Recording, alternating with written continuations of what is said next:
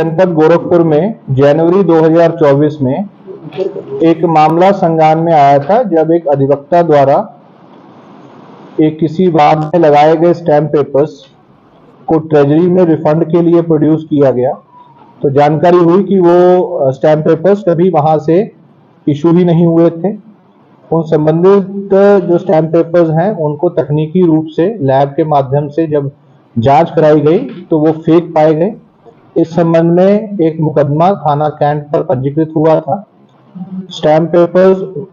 Fake stamp papers के मामले की गंभीरता को देखते हुए सीओ कैंट के निर्देशन में एक एसआईटी का गठन किया गया था, जिसको पहले एएसपी मानुष पारेख और बाद में एएसपी हंसिका वर्मा द्वारा हेड किया गया। बेसिकली इसमें जिस वेंडर द्वारा ये स्टैम्प पेपर संबंधित अधिवक्ता को दिए गए थे, रवि दत्त मिश्रा, उनको अरेस्ट किया गया, उनसे गहन पूछताछ की गई, उनको जेल भेजा गया जनवरी में ही। इसके उपरांत उनकी गतिविधियों को जो घटना से पूर्व की थी उसको स्टडी किया गया, किन किन के साथ उनके संपर्क हैं, सर्विलांस के माध्यम से, लोकल इंटेलिजेंस के माध्यम से एसआईटी द्वारा इस पूरे गैंग को क्रैक कर लिया गया है।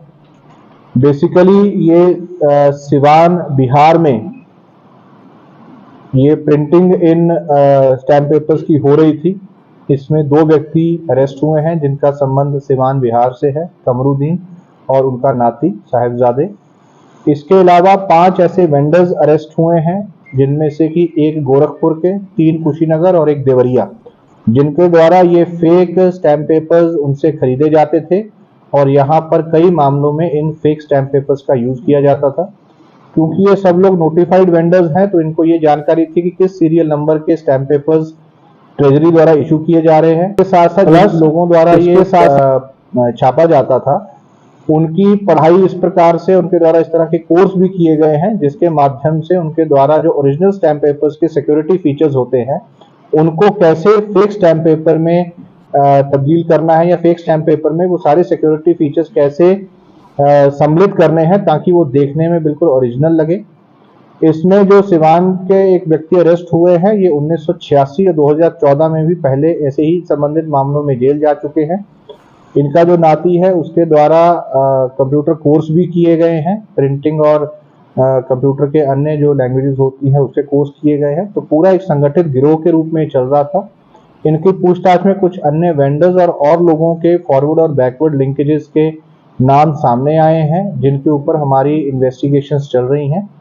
इस पूरे गैंग को क्रैक करने में इस पूरी एसआईटी टीम को मेरे माध्यम से 25,000 रुपए का नगद पुरस्कार घोषित किया जा रहा है और इस टीम का प्रोत्साहन के लिए इनको और अवार्ड्स के लिए भी मुख्यालय इनका नाम भेजा जाएगा। सर, अभी तक कितने का अरेस्ट है इसमें बना चुके थे? देखिए, इस तरह का कोई रिकॉर्ड तो नहीं है, लेकिन काफी वर्षों से इनके द्वारा ये कार्य किया जा रहा था।